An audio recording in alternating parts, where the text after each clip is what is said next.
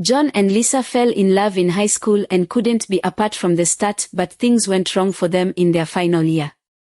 When Lisa told them she was pregnant, their whole world turned upside down. John convinced Lisa to end the pregnancy because he was afraid of what the future would bring and thought it was the only way to keep their goals alive. Lisa agreed, even though it hurt her. Their lives would be changed by this choice they made when they were very young. There was a new beginning when I graduated. The past didn't seem to affect John and Lisa's love when they got married. They dreamed of a future full of opportunities, happily unaware of the difficulties that were to come. John and Lisa got married after they graduated, and their love grew stronger every day. Their dream was to have a family together, but as the years went by, they had to face a terrible truth. Lisa couldn't get pregnant no matter how hard they tried. After 4 years of marriage, the couple still didn't have a child. Each failed pregnancy test was a painful reminder of how hard things were for them, and Lisa's abortion hung over their happiness like a big cloud. Each day that went by, Lisa's guilt and mental turmoil got worse. She couldn't get rid of the feeling that the choice she made in high school led to their current situation. John was there for her, but he had a hard time making her feel better. Many times, she didn't listen to him when he told her that they were still young and had a lot of time.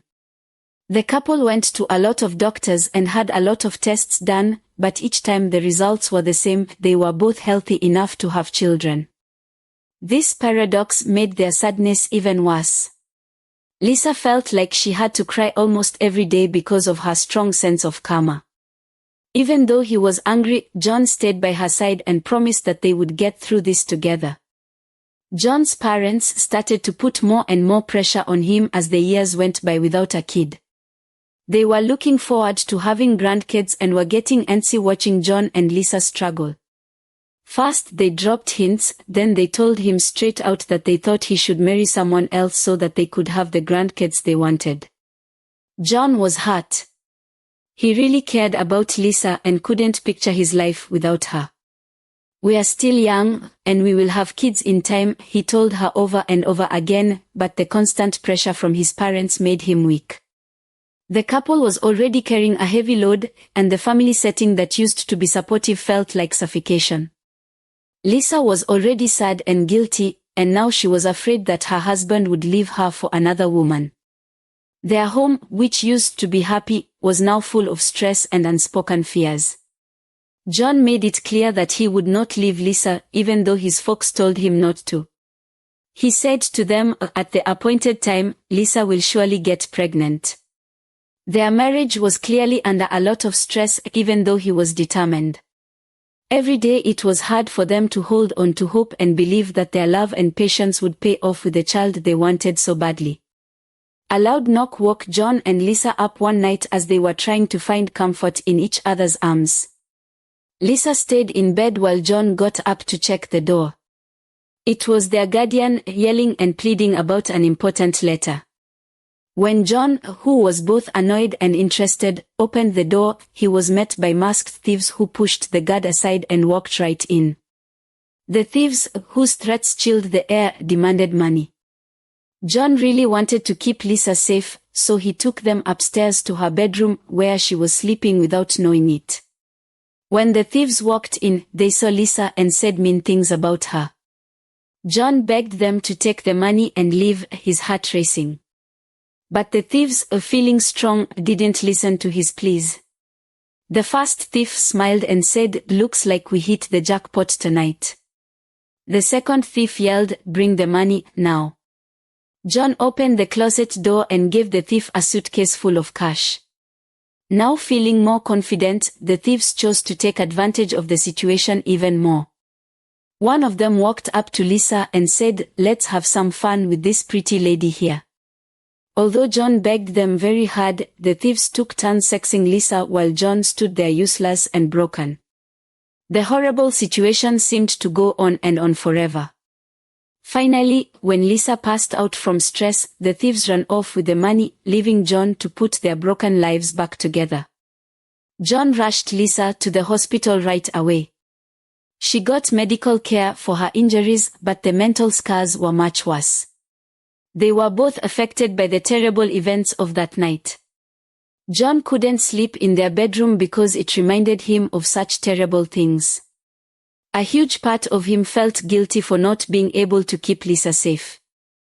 Lisa, on the other hand, was filled with hopelessness. She felt guilty about the attack, the abortion she had in the past, and the fact that they were still having trouble having children. Her pain and shame made her pull away from John, which made her feel even more alone. The woman who used to be happy and loving turned into a shadow of herself. Lisa's sadness got worse, and she tried to kill herself more than once.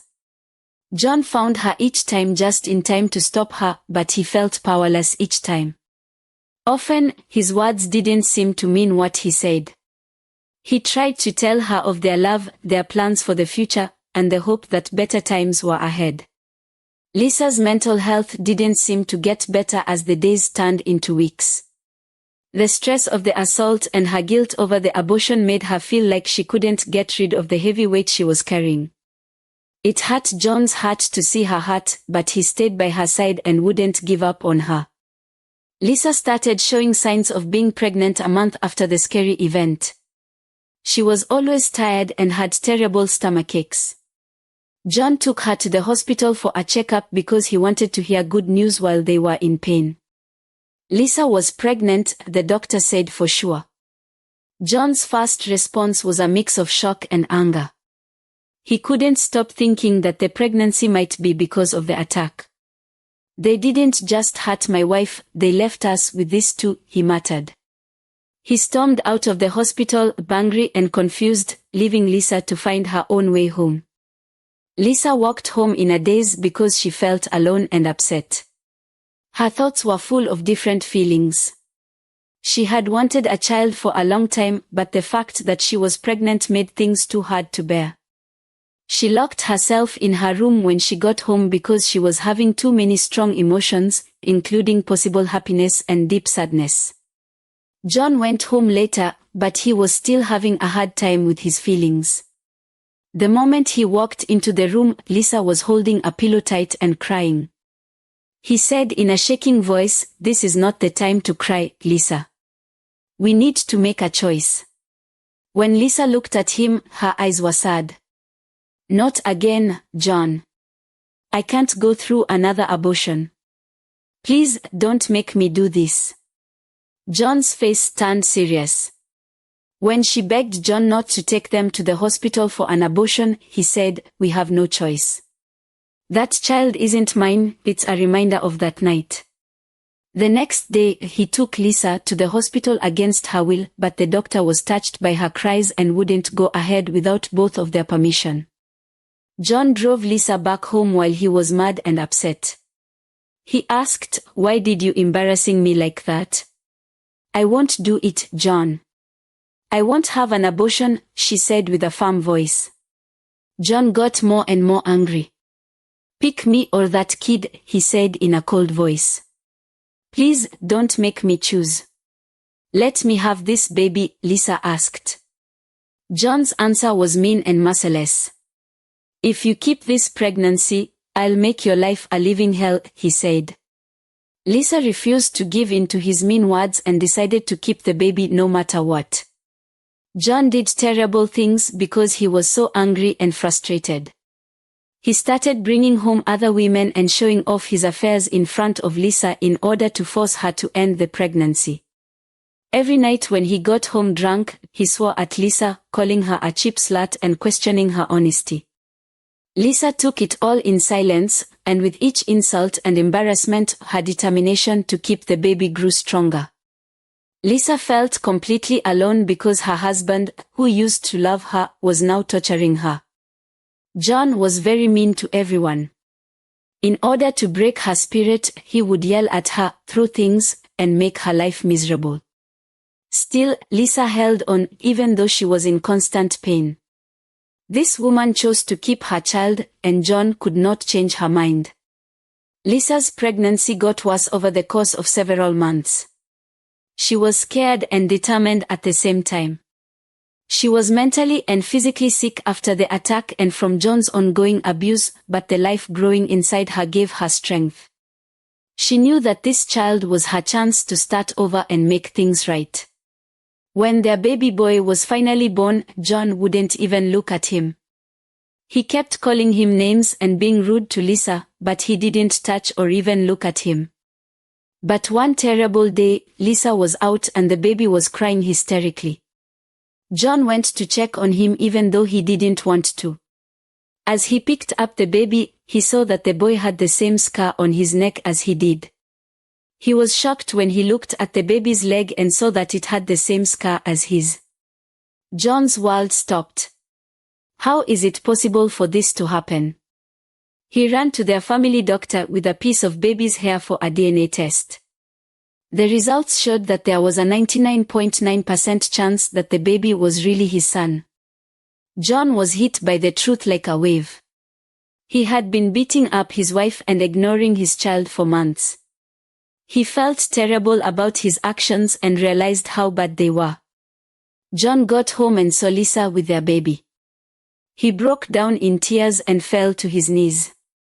"Lisa, please forgive me. I was wrong. Our son, he is mine. I'm so sorry for everything," he said. Lisa looked at him with a mix of joy and sadness in her eyes. She had been in pain for months. She knew the whole time, but she put up with the pain for their child's sake. Lisa told John about the DNA test she had done earlier, which proved that the baby was who she said it was. John's heart broke even more when he saw how much she hurt and how determined she was to stay strong. While his voice was shaking, he said, "I'm sorry, Lisa. I let my anger and pride blind me. Can you ever forgive me?" Lisa was very upset, but she could tell that John was sincere in his eyes. "I knew he was yours, John. I kept quiet, hoping you would come to your senses. But I cannot simply forgive and forget. You must prove to me that you can be the husband and father we need," she said strongly. John promised to do better so she would trust and love him again. He said he would be the man she married, take care of their child, and make up for all the hurt he had caused. Lisa saw that he really felt bad about what he did and agreed to give him another chance, but with clear rules. When John and Lisa's son was born, the spark of hope began to shine through the darkness that had been in their lives. Even though there was a lot of stress at first, having a baby gave everyone a sense of meaning and possibility. By calling their son God's gift, they marked the beginning of a new era. It was a turning point when John realized about the birthmarks and then got a DNA test. He felt terrible about what he did and was determined to make things right. He started by asking Lisa to forgive him and admitting how much pain he had caused her. "Lisa, I know I've been a monster. I let my anger blind me, and I hurt you more than I can ever forgive myself for. Please, give me a chance to make things right," he asked. Lisa saw the sincerity in John's eyes, even though what happened had left her badly scarred. She knew that their son needed both of them and that they could get better, but she couldn't just forget about it. "John, you have to prove to me that you've changed. I won't go back to that house, the place of so much pain," she said strongly. John agreed and said he would do what she asked. He set up a new house that wouldn't remind him of the bad things that happened in the past. He promised to stay clean, take care of himself, and love and respect Lisa as she deserved. "I will do whatever it takes, Lisa. You and our son are my world, and I will prove that to you every day," he said. John kept his promise and found them a new place to live within a week. He worked very hard to make sure Lisa and their baby were safe and comfortable. When he picked them up from Jennifer's house, he told her how much he appreciated her helping Lisa through the hard times. He gave Jennifer a large amount of money as a thank you gift. "Thank you, Jennifer. You stood by my wife and child when I failed them. I owe you more than I can ever repay," he said. Jennifer took the money and thanks, but she told John, "What matters most now is that you take care of Lisa and your son. Don't forget the promises you made. John, Lisa, and their son moved into a new house. John bowed down in front of Lisa and told her he would never hurt her again. He thanked her for giving him another chance. I will love you and our son with all my heart, and I will spend every day making up for the pain I've caused, he said. Lisa was wary at first, but she could see that John was changing. Because he worked hard and loved their son, the hurts from the past began to heal. As time went on, the pain of that terrible night began to fade, and the closeness of their family grew. Their son was named God's gift to remind them of their second chance and how strong they were together. John's parents, who had been pushing him to get married to someone else, saw how much their son had changed.